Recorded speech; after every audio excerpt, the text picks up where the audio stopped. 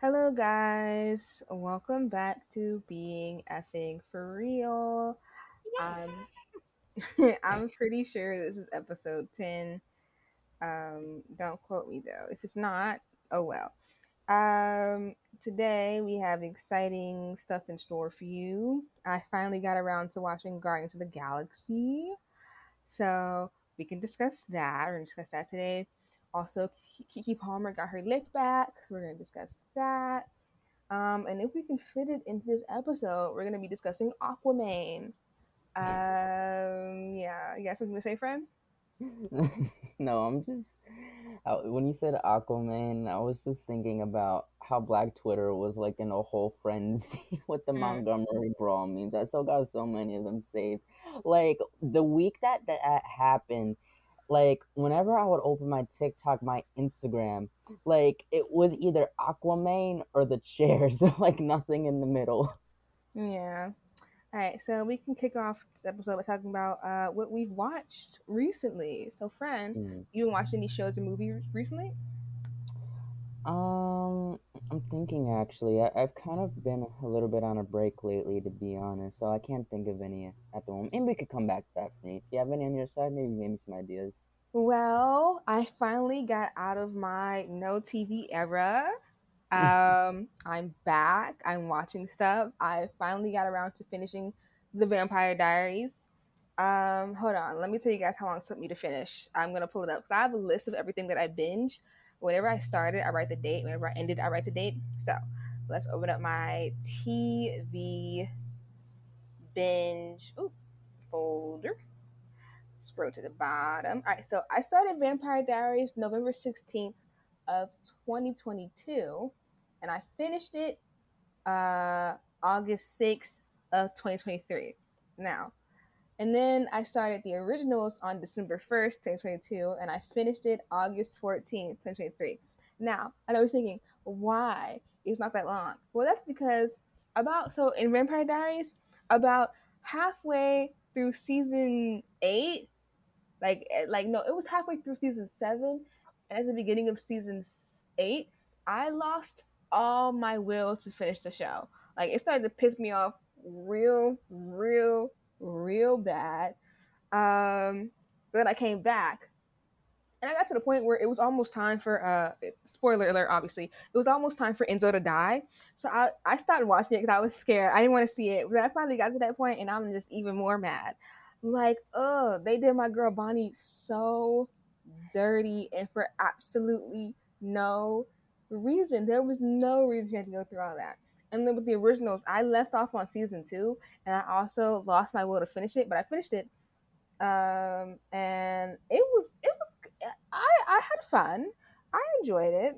I don't think Elijah should have ended off like that, because like his whole thing was like, oh, my whole goal for you was to like your redemption. It's like, bro, get a life, like get a hobby, get go do something. Like you have a whole woman.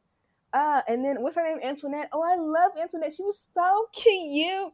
And their whole little relationship as friends was adorable. Like, go marry Antoinette. I don't know. Go do something. You don't have to die just because your brother's dying. Like, want to be a copycat so bad. Like, get Mm. a hobby. Go knit. Do something. He didn't have to die. And that was pointless. And then I started Legacies. Um, on the 14th. It's the 17th, mind you. Man, when I tell you I finished season 1 in a day, I finished a season in a day. I started Legacies on the 14th, and I finished season 1 on the 15th. Um and not because it was good, because I had nothing else to watch. It's not Mm. bad though. It's fun. It's cute.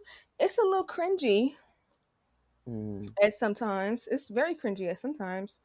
Um yeah, and so for each season, I'm gonna be ranking each character. So like I did my rank for season 1.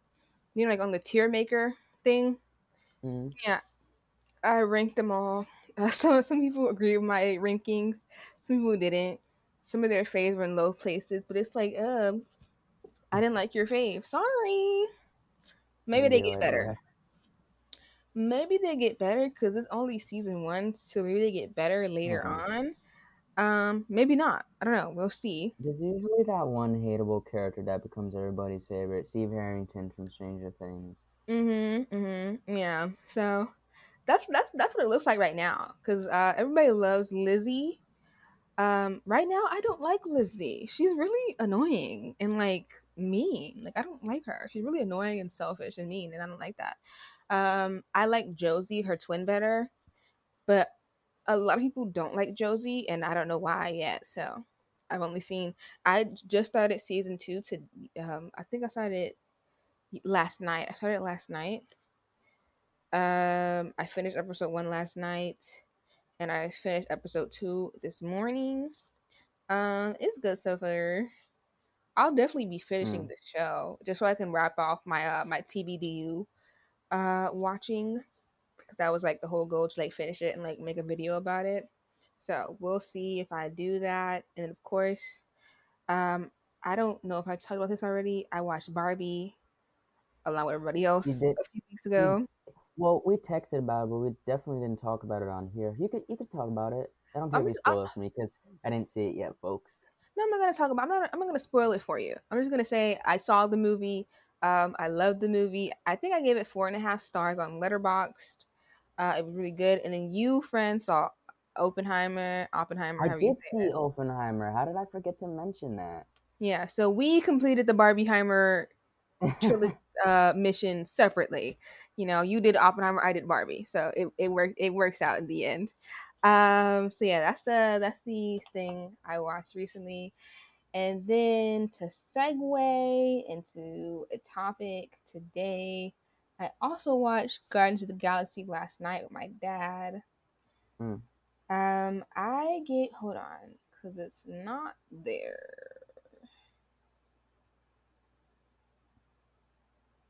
I gave it what?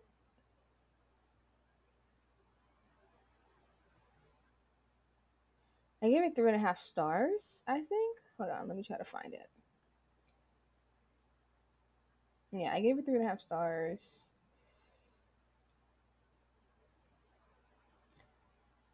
It was cute. So I don't know if I ever mentioned it on here, but I recently saw the new Transformers movie, Rise of the Beast, on Paramount Plus. Hmm. I enjoyed it, honestly. I honestly haven't enjoyed a Transformers movie in quite a while, so that says a lot for me. I You would know I like say, the Transformers, friend, so I, I yeah. can't. If I were to give it a rate on Letterbox, 4 out of 5, and if we're talking on a scale of 1 to 10, like an 8 or an 8.5. Like I think like this the story was solid. The human Now, as far as the human characters, I enjoyed Dominique Fishback. I enjoyed anything she's in, to be honest. She's always fun to watch. Anthony Ramos, on the other hand, I didn't hate his character. I didn't love his character. He just felt kind of there for me. Mm. I'll admit he had a very empathic backstory because you saw the movie, right, friend? No, I'm not Oh going to yeah, you see it, did. so you can spoil it. Okay. So he has a storyline where his character that he was dishonorably discharged from the military, which I don't exactly remember why, to be honest. But he just comes home to his neighborhood in Brooklyn, New York City, living with his mom and his younger brother. They're struggling to meet rent, and his brother, on top of all things, he has some sort of, I'm not exactly sure what his disease was called, but he had some sort of rare form of, what's it called? I'm probably gonna get this wrong, but he had some sort of cerebral palsy where like that there were like bad blood cells like in his right arm or something like that. And like that was sad. And yeah, but I feel like when it comes to Anthony Ramos acting within itself, when you take away like, the empathic storyline, he just wasn't doing it for me personally. Well, that's not And I don't surprising. and I don't know what it is, like, is it me, friend, or he's really forcing that New York accent? Like, as he is talking throughout the movie, he sounds like one of those. like Italians, like in one of the like any of those Italian mafia movies, like Goodfellas or whatever, just like forcing that accent. Mm. Like, Maybe yeah, he I'm lived from the in New city. York. Maybe he lived in New York when he was like 3 and then moved away. He's like, yeah, I'm from New York. That's what it was giving. Like he's trying to hold on to New York so bad, but he probably grew up there until he was like 5. Hmm. Yeah, I don't know. I didn't see it. I've only seen him in one thing, I think, and he wasn't the best actor there either. So that's not surprising. Yeah, and I Now, know he's supposed to be in the MCU soon. He's gonna be the main villain in Ironheart, which uh in what? Ironheart, remember the one black girl, genius girl from Wakanda Forever that she built the Iron Man suit from MIT. She's getting her own Disney Oh, Plus show, and Anthony Ramos is gonna be the villain. is it like a live action? Yeah, it's gonna be a follow up to Wakanda Forever. Oh, oh, okay. I know what you're talking about. I didn't know that. I forgot the title of it. It's okay. Why Riri him? Williams, that's the character's name. Why him? I feel like they only got him, to be honest, like just because he's from Brooklyn. I feel like the only That's reason they got silly. him is because I heard that they were filming a lot in Brooklyn, and like he's from Brooklyn. It's like I'm just like There are other okay, actors from I Brooklyn. don't know, There are lots of other right? actors from Brooklyn. I don't like that. But yeah, So other than that, like I thought the CGI, like it looked a little cartoonish at times, but it was nothing that was horrendously terrible. You know what I mean? yeah. Um, Action was in it. If it's something I will give to the movie that I really liked, I was really turned up by the soundtrack, all the '90s hip hop. I was like, who made this soundtrack? I need a raise. Like I Ooh. got like really hyped when Bumblebee jumped out of the cargo plane. Then oh cool, J Star was like, "Don't go, come back, be here for years." Now let's take a little break to hear from our sponsors. It's summertime, guys, which means it's the prime time for festivals and concerts. This festival season, planning for faster, efficient hydration is essential. Liquid IV has you covered while you prep before, power through to the headliner, and recover after the weekend. Its convenient packaging and delicious flavors like watermelon and hydrating feeling keeps me coming back for more. One stick of Liquid IV and 16 ounces of water hydrates you 2 times faster and more efficiently than water alone. They have 12 delicious, refreshing flavors to keep your hydrating routine exciting. Made with premium ingredients, non GMO, and free from gluten, dairy, and soy. This is the perfect thing to keep you hydrated this festival season. Get 20% off when you go to liquidiv.com and use code BFFRPOD at checkout. That's 20% off anything you order when you shop hydration today using promo code BFFR at liquidiv.com. Yes. So, to segue from the amazing soundtrack of Transformers, I mean, allegedly, I haven't seen the movie myself. No offense, friend. We can discuss the 50 years of hip hop. Woo! It's Okay. crazy, friend, because you would think that hip hop has been around for longer than 50 years because it's like the most influential like music genre out there. But reality is like it had only really made its way like to the mainstream going into the early 80s, and like I would say like it made its birth like during the early to mid 70s. Like it's kind of debated like when hip hop like was definitively created, but like it didn't really like start trending like that until the three godfathers of hip hop, African Bambaataa, DJ Kool Herc, and Grandmaster Flash. Because for those who don't know the history of hip hop, we definitively regard its origin from the house parties that, well, not even house parties. They would have parties in basements in the projects of the Bronx, Hmm. because that was a really rough time for the Bronx. I know that there was a lot of like apartment complexes destroyed, and like people were just seeking an escape from all the poverty and just wanted to like let loose. And then that's when they would just make I don't want to call it hip hop because it wasn't hip hop yet. They were really just more remixing sounds because it didn't have lyricism to it yet, you know. Yeah, But yeah, I didn't know that. I didn't know that history, friend. oh, I'm glad to It's new to teach you. me. Yeah. JD is teaching us all. Yeah, I guess I might as well keep going, but I think it was like the really like late 70s going into the early 80s that like hip hop like actually became more on the storytelling side. I don't exactly remember what's the exact name of the song, but I remember it was like one African Bambaataa song.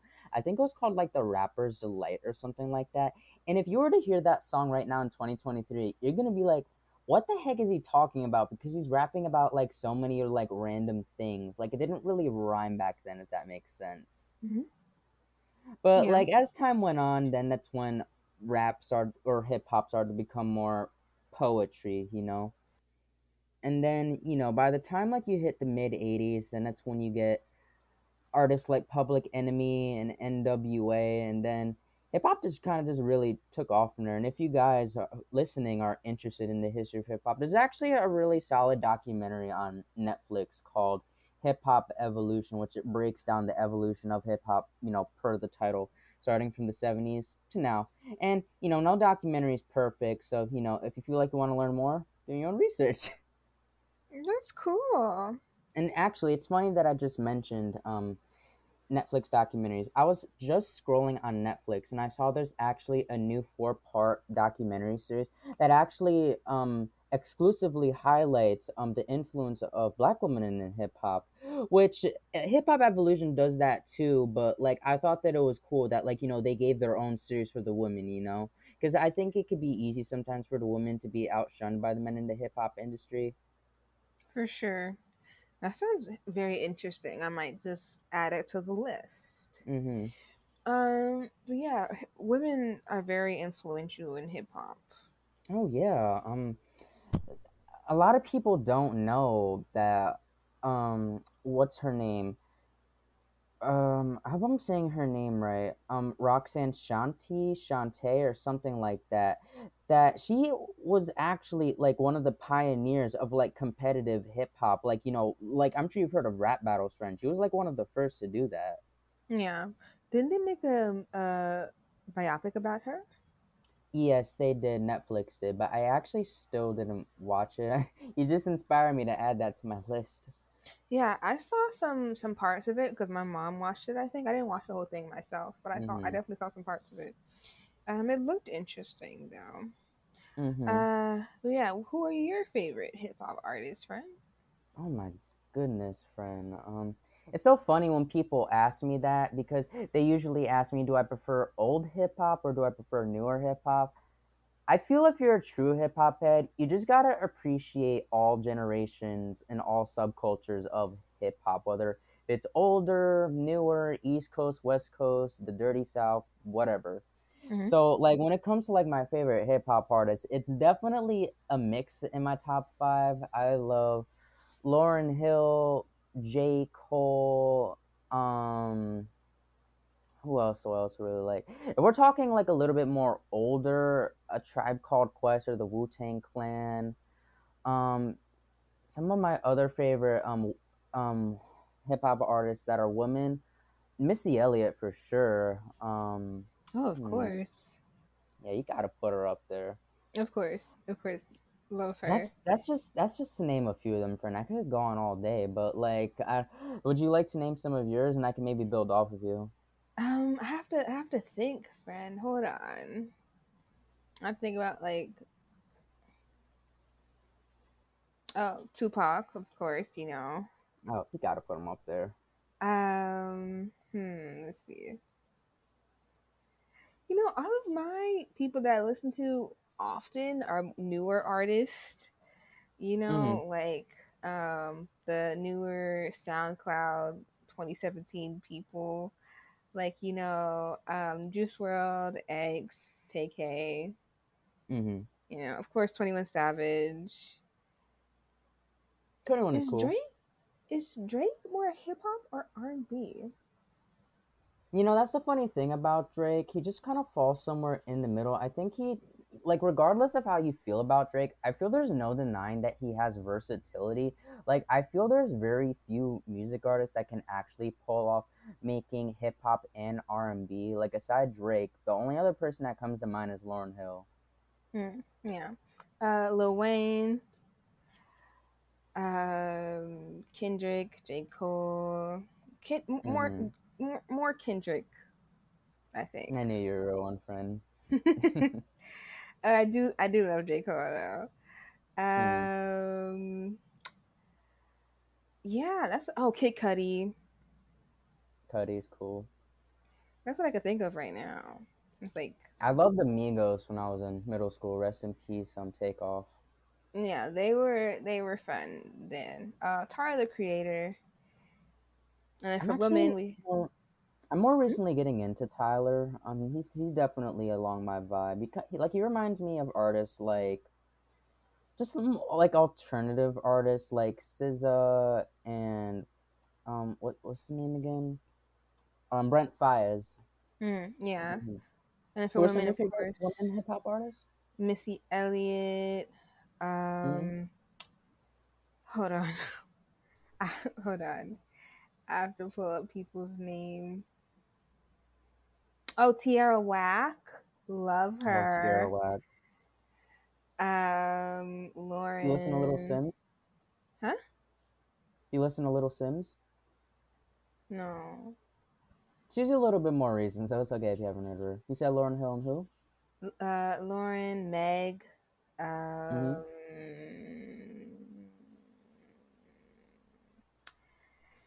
oh God. Oh, TLC. Oh yeah, of course TLC. Um, I remember that Lauren London posted that it was Nipsey Hussle's birthday like 2 days ago. He would have been 38 this year, so rest in peace, Nips. I was just listening to him when I was working out the other day in honor. mhm. Um, so I'm just scrolling through my Spotify.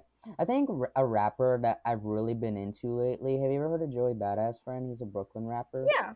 Mhm. hmm He's got some. He's got a unique vibe to him. He's like, how best to put him? Hmm. He can be like, I don't know how to put it. It's like he kind of has this like '90s rappers East Coast feel to him, but he's also modern at the same time. Mhm.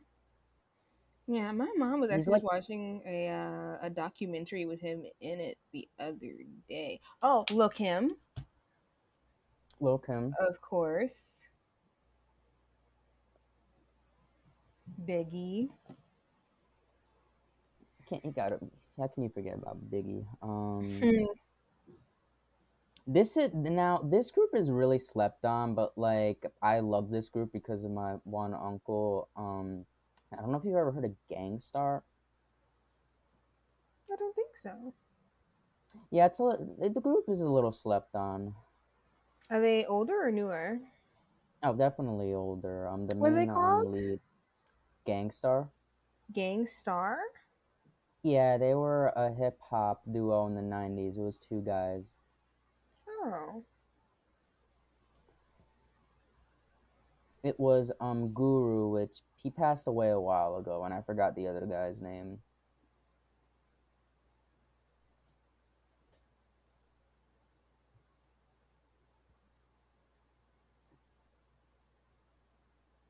Hmm.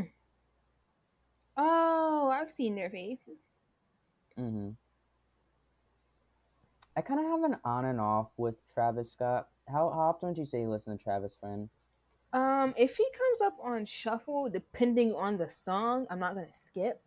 But I don't like go out of my way to listen to him, and I don't listen to like his albums unless they come up. They were called Guru and DJ Premier. Yeah. Yeah, I don't know, but yeah, hip hop has been very influential, especially in Black culture. hmm We love it. And then of course, the people want to steal it from us, and try to make their own versions. Sometimes it Yeah. sounds okay. Yeah, case in without. point, Eminem, Mm-hmm. one of the Don't most even get me famous started. rappers. Eminem, Jack Harlow, Billie Eilish. Don't even get me started. I wouldn't say Billie Eilish is in the hip hop category. Well, she still did appropriate. It's well, you're right. She wasn't. She's not considered a hip hop artist. I know she's like super alternative or whatever she considers herself. But earlier on, she definitely vultured on a lot of like stereotypical hip hop aesthetics. But now she wants to be a girly girl. Probably because I mean she said it was because she was a minor at the time, which didn't want to flaunt her stuff or whatever. And Mm-hmm. maybe she just wasn't comfortable doing that stuff in the limelight. I mean she when she got in the stardom when she was like 15, and now she's like 20 something. So I can definitely understand the change. Mm-hmm. I don't I listen to her though. remember. I I stopped listening to remember. her when the whole Boondock situation came out, and then I like took all her stuff off my playlist. I was like, oof. Fran, you gotta fill me in. I did not hear about this. She said that she said her favorite show was Boondocks, I think, and she said her Mm-hmm. favorite character was the girl with the pigtails. What's her name? The light skinned girl is Tom's daughter, right? Yeah, Jasmine. yeah. She said that was her favorite character, and everybody thought that was weird. And I was like, oof, yeah. It I don't know. is a And she little weird. just said weird stuff before, and she does some weird stuff, and like her family does some weird stuff. So it's like, oh, I can't. Yeah, I know her brother has a few allegations. Um, Yeah. Plus, she was just dating that weirdo guy from the neighborhood. yeah, I know the story. Yeah, I do listen to the neighborhood though, so I don't know if that's um hypocritical. I don't know, but I mean, Mhm, he's not the only person in the neighborhood, so mhm. it's a whole band. I So. remember back in 2020, I think it was, or maybe a little earlier than that, I don't remember exactly. But I remember it was her and her brother either on a TikTok live or an Instagram live. And I remember that Billy was really trying to force a black accent. And her brother literally just called her on. So was like, why are you talking like that? You don't talk like that. Yeah, I don't know, but I can't stand, so I decided not to. Oh yeah, and then down here in Atlanta, the Beyonce tour. She was down Hmm. here. She was down here for like 3 days, and apparently Atlanta won the mute challenge. So she like did a whole bunch of stuff for Atlanta. She did the Hmm. Dubai Rift down here. She did a whole bunch of extra stuff for the Atlanteans. You're lucky if you got to go. I didn't. I'm broke. So yeah. Yeah, I've been seeing everything on Twitter. Going along with the trajectory of stuff. So it's Hmm. interesting. So Um, next. Oh, you have something to say, friend? oh, I did. No, I was just gonna build off of what you said before that, that hip hop has created so many aesthetics that people try to steal that a lot of people credit Michael Jordan as the definitive start of the sneaker culture as we know today, like, Air Jordans, which, yeah, that really brought sneaker culture to a new level. But he didn't start it, actually. It was actually the hip hop group Run DMC that they literally made a song called My Adidas. That's what, like, kind of like, that was the root. Mm-hmm. Mm. That's so So, yeah, interesting. another cool fun fact. I didn't know that. You're teaching us so much, friend. I got we got to do like a 30-minute episode of like fun facts with JD. And then we can do fun facts with TJ because I have fun facts too. All of my fun facts are morbid though. Your fun facts are Mm. actually fun. My fun facts are scary. So, um, it's definitely gonna be two different episodes because it's two different vibes I completely. definitely can't wait to hear this. Yeah, my fun facts are not fun. Mm. They're just interesting facts. They're not so Would you much say fun. they're kind of like a little conspiracy theorist type? Some conspiracy theorist type things, some like facts, but like they're scary facts, like and more so like about the not the human body, human mind, true crime type of stuff like that. you know, Mhm. it's scary. So yeah, we just have two different vibes in general, friend, but we Mm. match, so Mhm. it works. Here we are in a pod. Hey, Who would have sometimes thunk it's it? huh? Who would have thunk it? Right. You have something to say, friend, before I end off this topic? Yeah, I do have one more thing to say. Like, I think it's so interesting how hip hop has evolved over years, like throughout the black community.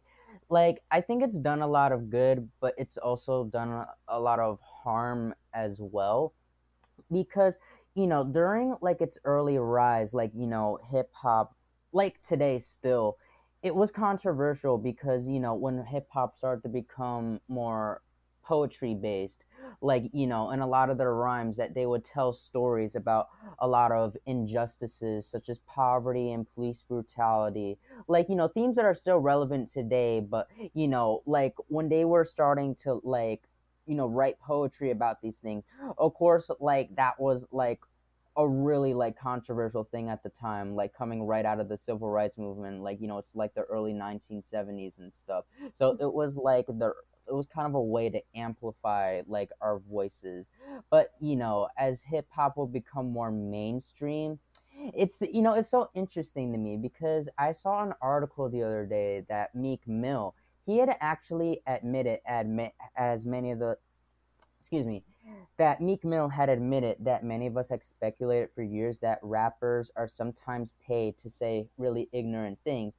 And I can't say that I'm surprised because, like I said, yes, hip hop has done some good for the community socially, but also at the same time, there's also a bit of a social downgrade that hip hop has also done in the black community. When you consider when gangster rap was introduced in the 80s with NWA and stuff, that they had opened to doors of writing poetry about berating black women.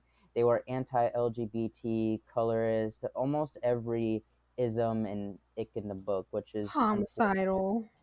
Yeah, and also just glorifying um how best to put it, like gang violence and drugs and etc. And I think that's definitely what a lot of mainstream hip hop is failing to break out of today.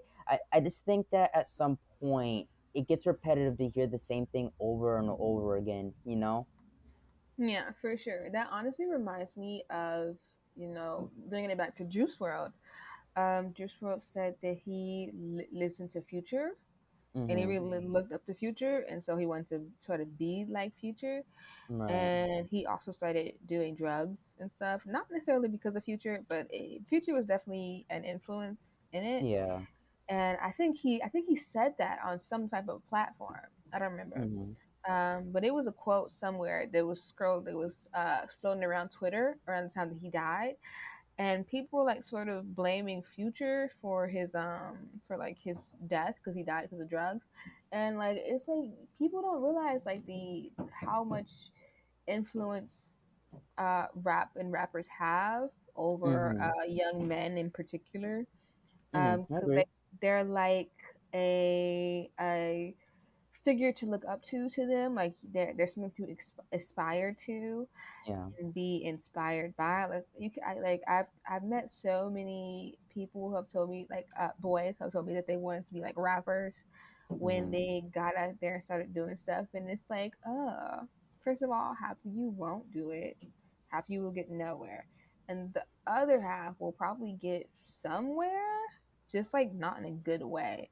And of course you have to think like how many people have died because of hip hop, but also because of just listening to hip hop. Like I can tell you how many stories I've heard, like somebody listening to listen to a hip hop song at a gas station, and like somebody would just come over and shoot them for it, and it's like, Mm-hmm. for what? It's so weird, and Yeah. it became another people.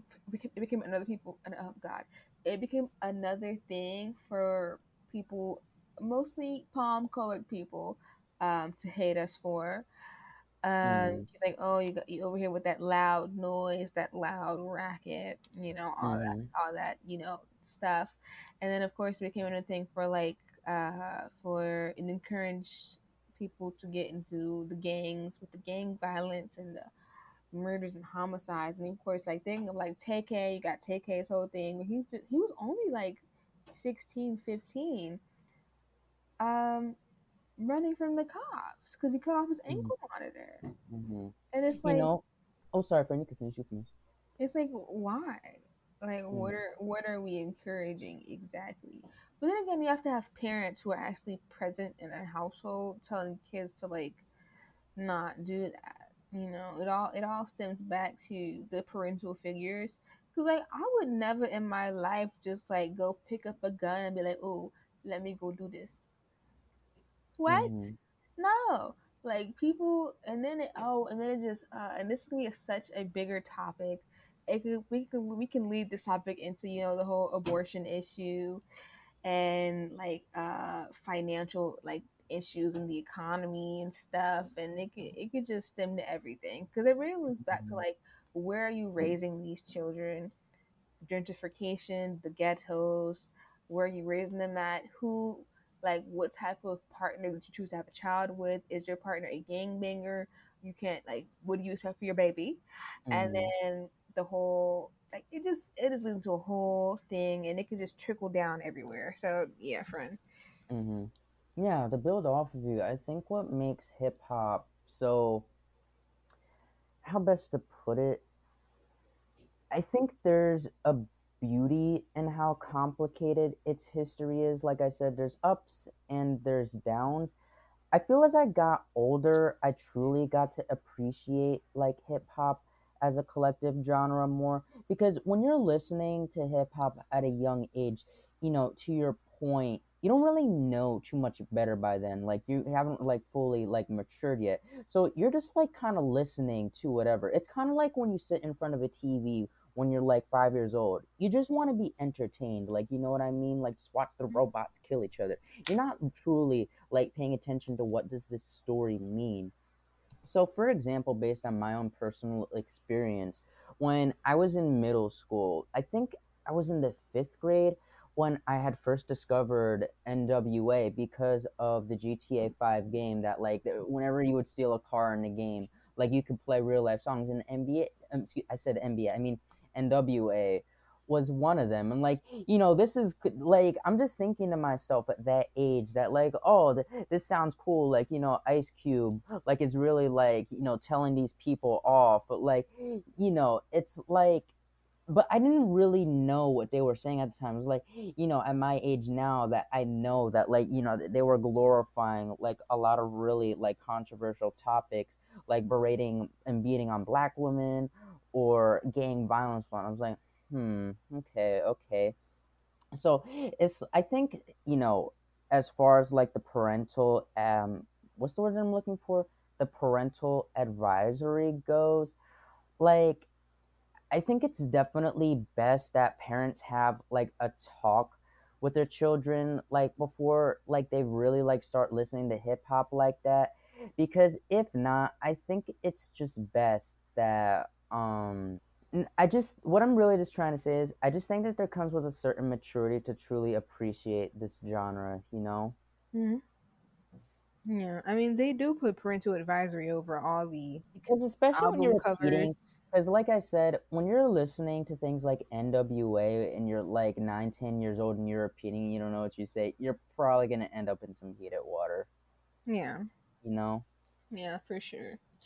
So yeah, parents can definitely do better in that aspect. And it goes along to like, well, some people shouldn't be bringing children into this world in the first place. Like if you can't like monitor your kids and be there for your kids and take care of your Hmm. kids and don't have kids. To build off of you, I think it's so interesting because, with artists like Megan Thee Stallion and Sexy Red now, like getting so much hate for so-called sexualizing themselves, it just feels like such a weird double standard to me, because you go back to the 90s, Lil Kim did the same exact thing. That's not to say that Lil Kim, like, didn't receive hate for that, but it's like, how are like some of these parents today going to say that like I grew up during a time when music was wholesome, and I'm just like looking at them like, no, you did not. Music was never wholesome.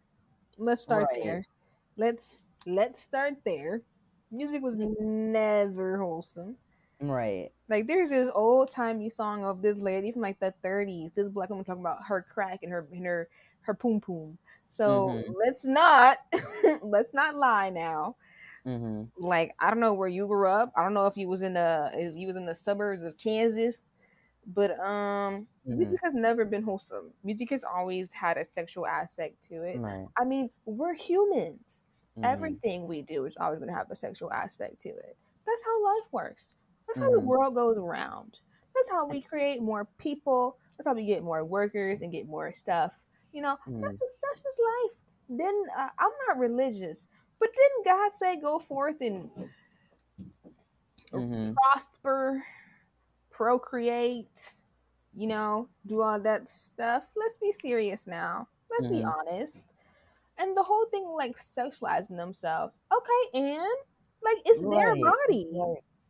It's like I feel what they fail to misunderstand is Sexy Red, Suki, and Megan Thee Stallion. They're not making this music for little girls. So it's like going back to what you said, friend. If you truly have a problem of what their daughters are imitating, that's on your part as a parent. Like, why aren't you putting some sort of restrictions on YouTube or Spotify or whatever it is that they're obtaining, like this mimicry of these music artists that they're idolizing? And they're only doing it because they're women. Because like let's think Right. about it. Is sex worse than drugs? No, let's talk about it because you will never really hear this. I mean, except maybe from palm color people, but like within the black community itself, I don't ever hear people like, like trying to downplay like male rappers for brainwashing their sons like to do this and that or whatever, or dress a certain way, talk a certain way or whatever. Like we hear this topic about women sexualizing themselves every week, almost every day.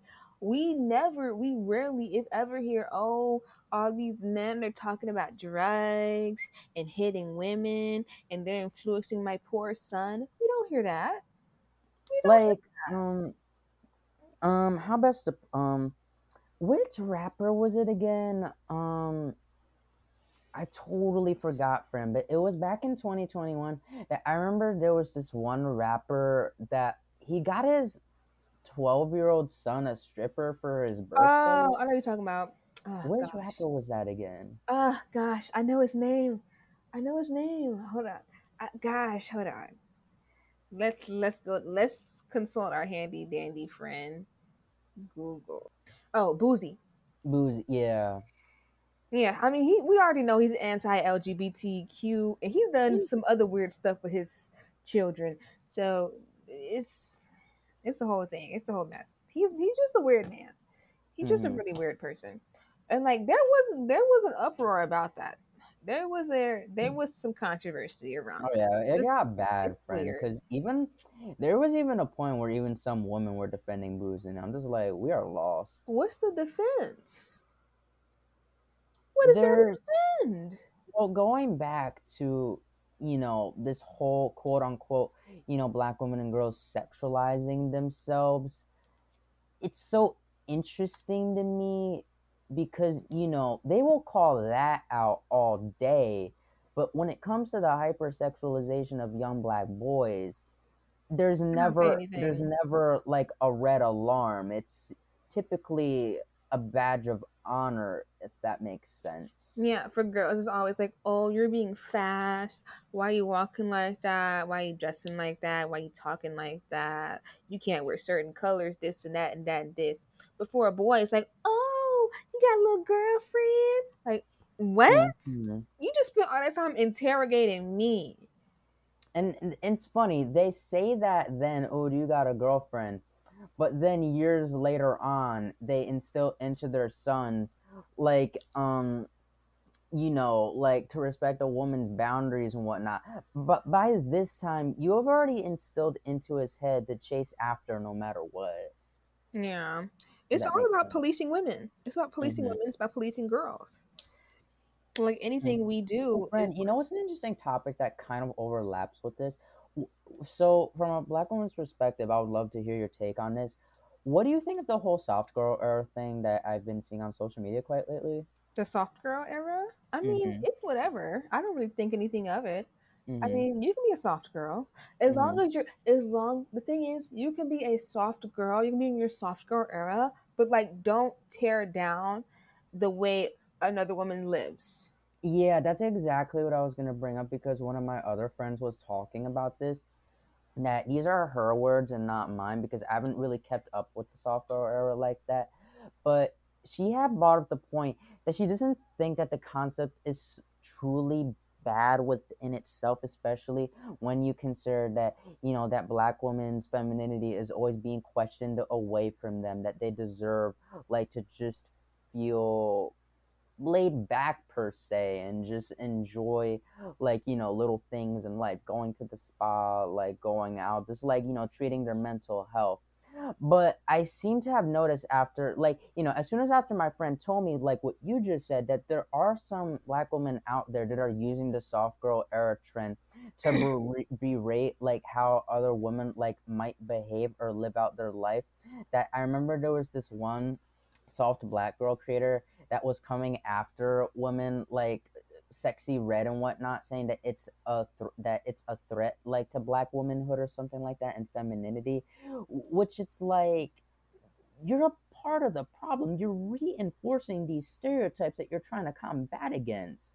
Like Yeah. it reminds me of like those white women on YouTube that will make videos that like sit properly like this or dress like this to impress a man. And, like, you know what I mean? Like it's giving the same energy. There's this Asian woman on TikTok like a couple weeks ago who went viral on Twitter because she was talking about how classy women look or Mm-hmm.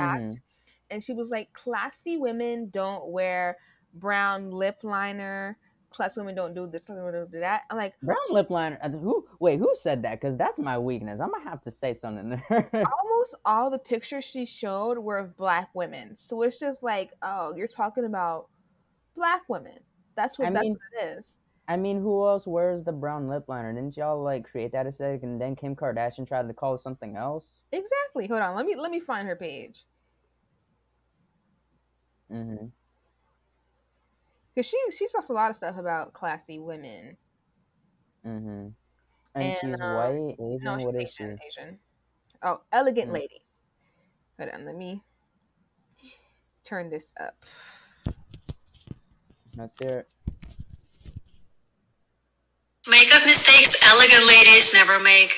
Wearing brown lipstick with gloss on top of it, or lining your lips in a dark lip liner and filling it out with a nude color. I saw ladies using contouring to contour their lips, hoping to achieve an effect of larger lips. It looks ridiculous, especially up close in person. You can see all that makeup around the mouth. I don't understand the obsession of having massive lips. It has to be proportionate with your natural features. Applying concealer under your eyebrow and all over the lid. Again, a completely unnecessary large amount of makeup that makes you look like you're wearing a theatrical mask. It makes you look older and unpolished.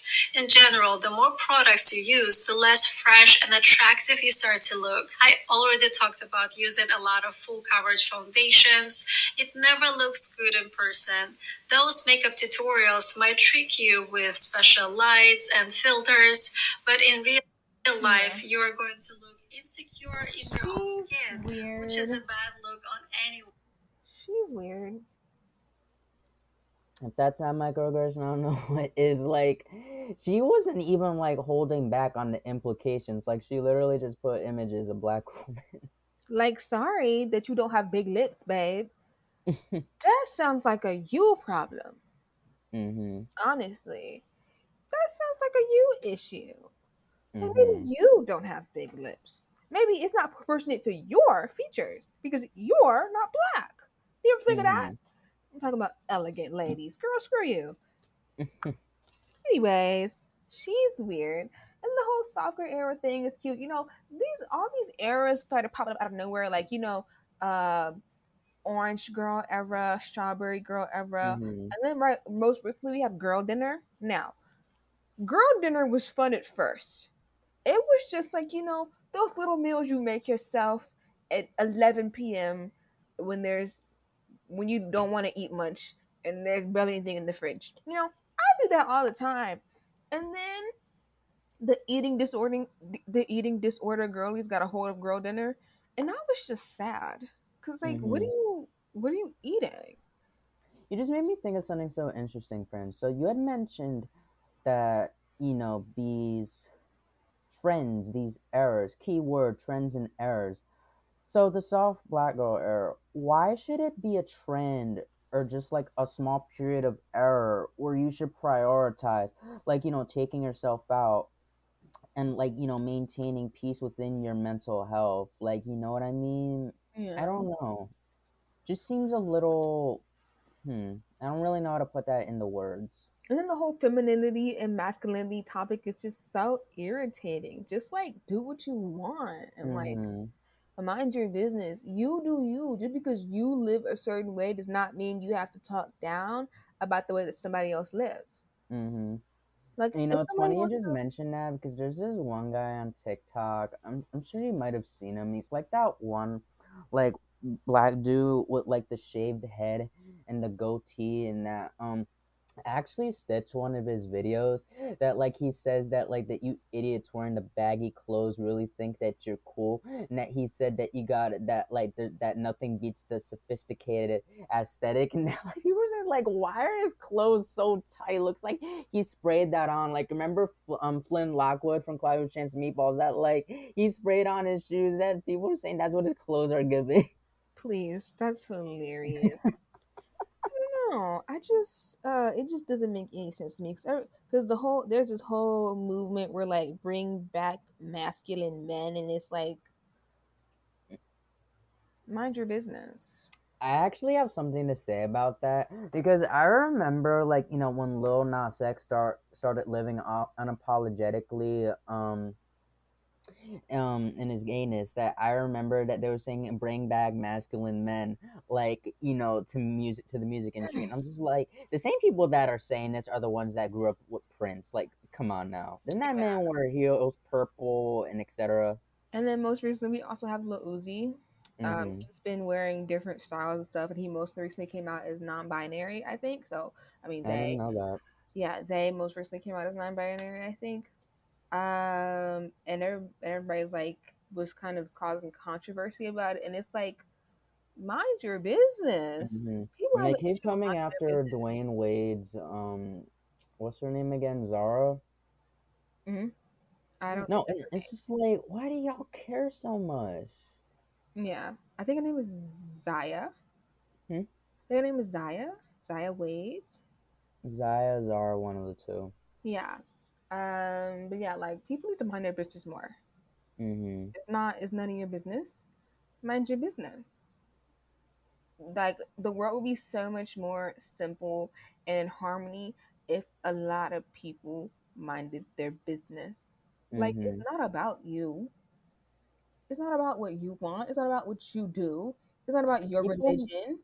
I remember, It's about that I person. remember old heads were had their hands up in the air when Michael B. Jordan and Jonathan Majors like took that picture together, like just hugging, and like people like had a whole frenzy about that. I don't get it. That was crazy. Mind your business. Mind your business. And and then like, okay, and like what if they were gay? And It's like they're instilling into young boys that they can't even hug each other. That's bizarre. it's very weird. Like you're gonna I just saw this on Twitter. I saw this on Twitter the other day. You're gonna raise a whole generation of like people who are avoidant with their emotions, like people who aren't emotionally intelligent, people who aren't physically comfortable with affection, people like men who don't feel comfortable crying, expressing their emotions, stuff like that. And then like we have like the whole era of like ghosting people because people aren't like emotionally intelligent or like aware or stuff like that. People who are avoidant with a lot of things. You know, Mm-hmm. there's this whole thing where the way you were treated during like your childhood, not even just childhood, but like the way you were treated from you were an infant can really frame the rest of your life. Because you have like there are different attachment styles. So hold on, let me look this up because this This is a whole topic I can get into all day. Hold on, let me look it up. Let's hear it. Because I don't know if I told you guys before, but I did go to school for psychology briefly. And so I'm kind of obsessed with this. So basically, there are different attachment styles. So you have secure attachment style, anxious attachment style, avoidant attachment style, and fearful attachment style. So basically, secure means confident, reciprocal, non-reactive, and resilient. And anxious is emotional hunger, fantasy bond, lack of nurturing, and turbulence. Hold on, let me look at it. So secure people have a healthy relationship with primary caregiver, shows appropriate distress when left alone, able to seek support in relationships, can regulate emotions and manage conflict in close relationships. Ambivalent, limited parental availability, distress when left, creates craves close relationship but struggles to trust, needs reassurance from partners, feelings of anxiety and jealousy are common. Avoidant, abuse or neglect from caregiver, no preference for parental presence, independent, pattern of withdrawal, tendency to minimize the feeling of others, preference for casual relationships. That's what a lot of y'all have. A lot of y'all have avoidant attachment styles because y'all didn't get enough from home. So yeah, and then we have disorganized, which is inconsistent parenting, intimate relationships feel confusing, feelings of unworthiness, tendency towards aggressive or antisocial behaviors. So yeah, that's all Hmm. there. And it really starts from the time that you're an infant. Like so much of your life is built from your childhood, Mm. and it so yeah, a lot of y'all, and once again, that leads back into the parents in the household. And of course, we can take a page from Michael Jackson. You know, if you can't feed your baby, then don't have a baby, and don't Mm-hmm. think maybe if you can't feed your baby. You know, Yeah. But to go back to this slightly builds into a new topic. I think it overlaps really well that we were just talking about, women in hip hop. Like, how oftentimes there's definitely a lot more of a larger pressure placed on them compared to their male counterparts. And the next thing that I wanted to get into is Tory Lanez, whatever the heck you pronounce his last name, getting sentenced lanes, to 10 years for shooting our homegirl Megan Thee Stallion. as he should be. Mm-hmm. Lock him up and throw away the key. I mean, it's So 10 first, years. oh, so first things first, y'all. I'm gonna say it. Where the heck did this new wave of Tory stands come from? I cannot name three of that man's songs off the top of my head. The only song that I know of him is a song called Lord Knows. And it's not even his song. It's Meek Mill's song, and Tory Lanez was featured on it. And it came out back in like 2015. Like I haven't heard Tory Lanez on no other song since then. What I've heard about him in you, a friend? few features. I've heard him in a few features. I've heard him in like two of his own songs from like a while back. Mm. But yeah, and they're not Tory Lane stans. They're Mm-hmm. Megan haters, or basically Right. women haters, more likely black women in particular. Because Misogynoir. if you scroll through a lot of these people's pages, it's a white girl there somewhere. Mm-hmm. They some snow bunny hunters. Where's Dapper Um, Umar when you need him? Gotta exactly. track him down. So it's I'm not surprised by the demographic that is defending this man, and like some of the women as well. It's like, what is there to defend? Because He was it's found like guilty. I remember I'm about to build off of you in a sec, friend, but I just also wanna say I remember um what was it?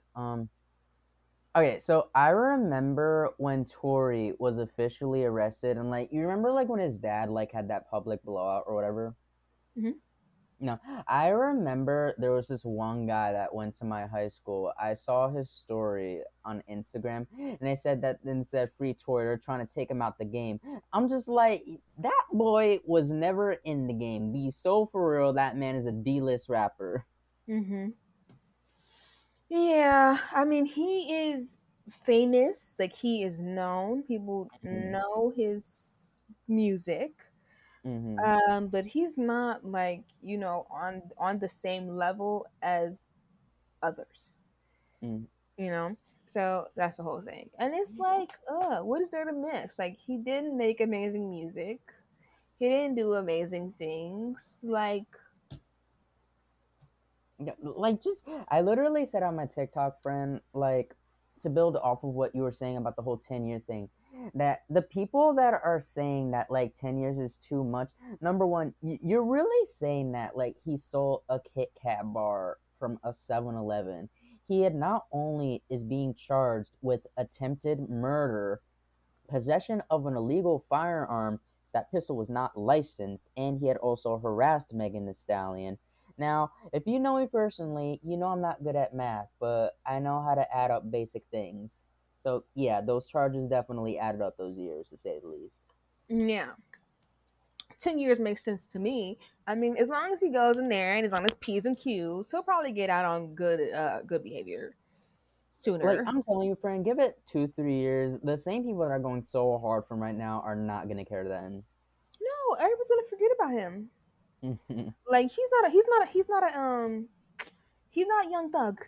He's Mhm. he's not gonna, like, we're not gonna be outside with the free him posters. Mhm. Like, you can stay there. You can stay there. This is so random, friend, but did you see? I don't know if this is like photoshopped, but supposedly that like Tory wears some sort of toupee that he has like these like patches in his hair. Like I posted it on my story, and that like he had a taper, but like it was really messed up. A toupee is crazy. Maybe he has alopecia. I have absolutely no idea. It's possible. I wonder if they're gonna let him keep it in jail. Prison. You're going to prison. Bye. Of course. But going back to like like all the misogynoir, like the hate for black women in hip hop, well, especially like I think it's definitely like super prevalent now. Like not to say it wasn't prevalent then, but like with social media, obviously things really turn up 50%. It's like Megan the Stallion be minding her business, Sexy Red be minding her own business. Yet those are the people that people attack the most. It's like now I don't know Sexy Red and Megan Thee Stallion personally, but it's like I can't say I've ever heard them in some sort of like squabble beef with another artist just being overall problematic, but yet people still stand Nicki Minaj or support Cardi B. Yeah. Nicki Minaj fans are crazy. Like, I'm sorry, but like the history around the men, her family, and what she has to do with it is just very suspicious. Mm-hmm. It's very weird. It's very suspicious. But we don't attack her. We attack people who mind their business. Like, it doesn't make any sense to me. And there And are it's so many problematic male rappers. The baby, like he was really wilding in 2021. Yeah, he got canceled, but then everybody, because of that new TikTok song, it seems like y'all brought him back. He's still gone in my household. Mm-hmm. He's not here. Y'all will like do anything. Like, oh, I'm not the morality police though. Mm-hmm. So there's only a certain amount I can judge. But I really want to talk about Sexy Red for a second because I have a lot to say about her. Now, people ask me what I think of her music. I can't really say I don't really listen to her music that much, but I think it's so interesting how people always try to come after her character, that she's too ratchet, she's too ghetto, she's too manly, this and that. And it's like y'all are always like complaining that some rappers nowadays like aren't authentically hood, but now that you have Sexy Red, you guys draw the line there? And it's like, but why? Well, it's simple, because we usually associate like hardness in the hood with masculinity. Now, of course, when Sexy Red does that now as a black woman, of course they're gonna try like to tear her down for that. And it's like how are you going to criticize like Sexy Red for being too ratchet or whatever, or too ghetto, but y'all will hype up like Drake and Jack Hall that like are trying to put on that act so hard. Like Drake being Canadian and Jack Harlow, like his parents look like they play golf every Sunday. Please. uh, Um, do you have anything to build on that, friend, with Sexy Red? I do. Her sound very much so reminds me of sort of like the early 2000s, late 90s era of like women I rappers, can see that. like sort of like the drill or kind of drill, kind of, like those rappers that would it was this one rapper in particular. She died. She was murdered. Ooh. Let me try to figure out her name. I was listening to her the other day. So let me try to find it. While you're searching for that, friend, I was just gonna finish up my thought by saying I just really respect Sexy Red as a person, that in a modern world for women in hip hop, that a lot of them are really forced to assimilate to what would be trendy for women in hip hop, that I would say that she really hasn't yet, and I hope she continues to be just herself, you know. Hmm. And I actually learned something interesting. I was just making just a fun little joke that like, how'd she come up with the name Sexy Red? That like, so like, did she just wake up one day, look in the mirror, and she was like, "I'm sexy. My favorite color is red." And then I come to find, I was like, actually, well, and then she said, "Imagine." But then one of my friends told me it's because that she's a blood, and I'm just like, It oh, was me. that makes so much. That It makes was so much me. more sense. I told you that. The person looking for it was Magnolia Shorty. Mm-hmm. Yeah, it reminds me sort of like her sound. Oh, the bounce. It's called bounce. That bounce type of sound. Mm-hmm. Oh, yeah, stuff like that. So she's kind of like doing things like that, like the female bounce era of like the 90s and the 2000s. But like in that Drake song. Um,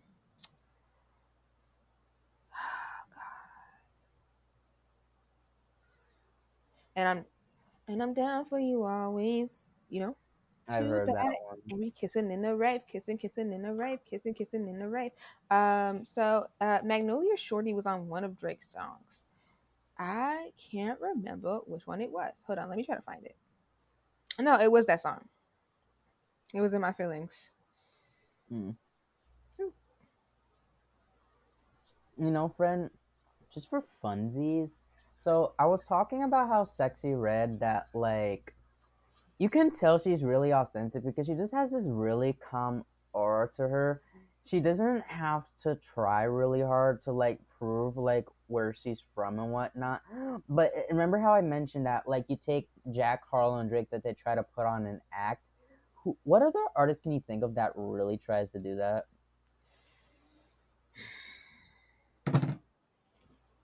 I'm gonna have to think, friend, because I don't keep up with rappers. I don't keep up with any artists like personal lives, honestly. Mm-hmm. Unless it like comes across like my feed, then I'll see it. But I don't like go and look, and I don't watch interviews either. So Mm-hmm. I have to think and like know again who. Okay, so maybe we could come back to that. Who But yeah. one more thing on hip hop, and then we could switch to another topic for the last 5 minutes, and then close this out. So did you hear that Ice Spice has lost, excuse me, not popularity. She lost support recently. Because of the music video? Yeah, Delhi. That I heard that she had a lot of minors in her video. I thought there was just one minor. There was more? Yeah, Oh one of them was my god. One of them was 13, 14. Ah, Yeah. why would you do that? I wonder She's if people definitely just. been acting up a lot more after she's been hanging out with Nikki. I wonder if people just like showed up at the shooting and be like, "Can I be in it?" And like they didn't like vet anybody. I have no idea. I would be surprised because people do that sometimes. Hmm. But So, other than that, she had also lost a lot of support. Like, okay, so a lot of dark skinned girls make up Ice Spice's supporters, and Ice Spice tripped over my words again. So what ended up happening was that I remember Ice Spice was recently in an interview. I don't exactly remember what the question was, but it was in regard to colorism influencing the music industry still today.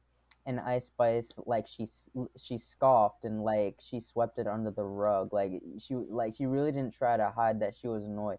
That like it was like, are we still talking about that? And then a lot of her supporters that are dark skin that make up her supporters are dark skinned girls. They stopped supporting her like a bad habit because they were saying that like, well, that's easy for Ice Spice to say, and it's like it is easy for Ice Spice to say, and it's just sad, honestly. yeah, apparently she said, um, Ice Spice says she doesn't believe colorism has anything to do with her come up. I feel like that's not something personal to me. Hmm. I disagree. You can But elaborate. of course, when you think from her perspective, of course she wouldn't like to think that, she only got popular because of the color of her skin. Of course, she wouldn't like to think that. So I'm not surprised that she said that. Um, like I think that she probably wants to believe that she got popular off of the merits of her talents and probably her body and stuff like that. Which I mean, that is somewhat true, but I mean the colorism definitely had something to do with it. It's hard to argue with because the unfortunate truth of how that functions in the music industry, or just about any industry, modeling, acting, you name it, that okay, so I remember there was a video in 2021 where it was Rick Ross and this other dude that they were having some sort of singing tryouts. I remember there was a dark skinned girl and there was a light skinned girl. The dark skinned girl, she sounded good, and then the light skinned girl, she didn't sound terrible by any means, but I think she was definitely mediocre vocal wise compared to the dark skinned girl. But of course, the judges had still went with the light skinned girl, and I think that goes to show that it doesn't matter if Ice Spice was one of the greatest female MCs to ever do it, or if she was one of the worst. She would have gotten the benefit of the doubt regardless because of that construct. Yeah, for sure. And I remember that video you're talking about with the light skinned girl and the dark skinned girl. Like the light skinned girl was like not good. She was I don't awful. remember 100%. I remember, and she was awful. And the dark skinned girl was like good and talented, and she sounded good. But they said she was the light skinned girl was like would never make sense to me. Like the color of your skin shouldn't distract from your talents. Like Hmm. it's just very silly to me. The whole thing is silly. It doesn't make any sense. It never has, and it never will. Like just Yeah, because you pass the paper bag there's test. there's so much to take apart from colorism. It's not so simple. That's definitely a topic for another episode. Yeah. And then to close off this episode, we can do a quick little topic about some people's favorite white lady, Mm. Britney Spears. Apparently, her and her husband are going to divorce because of cheating allegations on her part. Ooh. He confronted her, and it was a whole thing. And so now they're getting divorced. And it's like, when does she have time to cheat? She don't leave that house. I'm like very confused. Hey, friend, it could have been a security guard for all we know. All she does is make her videos and spin around with her low waist pants. Like when did she leave the house? That's my first question. Second question, basically, so he is threatening to expose her with really embarrassing information if she doesn't like give him stuff in the divorce, Mm-hmm. which is like really weird. Like, didn't y'all sign a prenup? I'm like 99% sure. Oh God.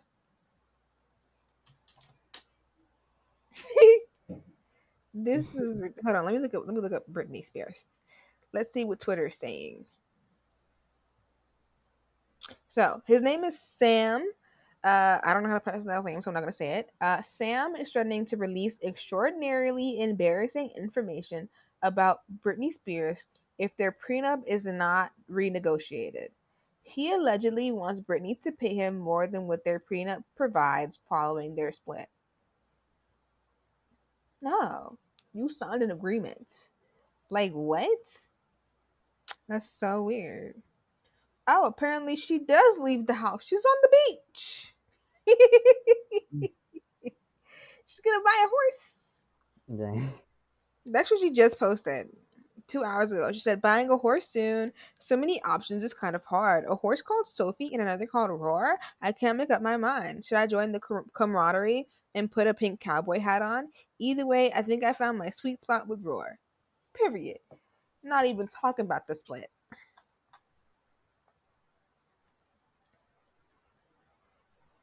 Oh, apparently they're saying she's planning a new album. I don't believe that. Oh, Who is she married to again, friend? people are saying she's planning a new album. I'm not sure. She was married to this guy named Sam Asghari. I'm pretty sure I said that wrong. Apparently, he's an actor. Oh, he Mm. accused her of cheating with one of her house staff members. Oh, I called it. Dang. Yeah, I just like to your point. If she's not getting out, it just had to be. I don't know. We don't know if she cheated or not. Because it's giving he was in it for the money because he's trying to renegotiate the prenup. He wants Mm-hmm. more money than what she's offering. So it's giving money hungry. Mm-hmm. I don't know. Anywho, I stand with Brittany. Was Brittany the one that got out of I'm not exactly sure what to call it, but there was something about Free Britney, something about her Yes. father. Yeah, No, because she was it's in a interesting. conveyor ship, I think it's called. Because friend, did you hear about what happened with Oh, that with the football football player. player? Mm-hmm. Yeah, I remember seeing that movie when I was really young. It's like a very vague memory, but like, I mean, not It's super disgusting. surprised. Yeah. Like they apparently they didn't actually adopt him. They just signed on his rights or something like that. But they signed on, but they were able to Like profit they off of his fame. managed him, but they didn't adopt him. Yeah, they were able to profit off of his fame, and they basically like took all his money, which Mm-hmm. is like disgusting. First of all, it's an all white family, Mm-hmm. and they profited off of this black boy for Mm-hmm. what? Just very weird and disgusting. They treated him like I he was say it's cattle. I say it's not surprising because, like I said, I saw that movie when I was like really young. I don't even remember how old I was, to be honest. But obviously now when I look at it and I'm 20, it's like white savior story. Yeah, for Too sure. good to be true. Yeah, for sure. All right, we can end off this episode here because we also have Okay. the other 20-minute part. So Yes, we adding do. that together. All right, Sure. so yeah, don't forget to follow us on our socials. They're in the description below. And yeah, I hope you enjoyed this part of the episode, and we'll see you next week for episode 11 I think it's probably going to be shorter than this one because this one went over pretty long. So yeah, anywho, hope you guys enjoyed. Toodaloo.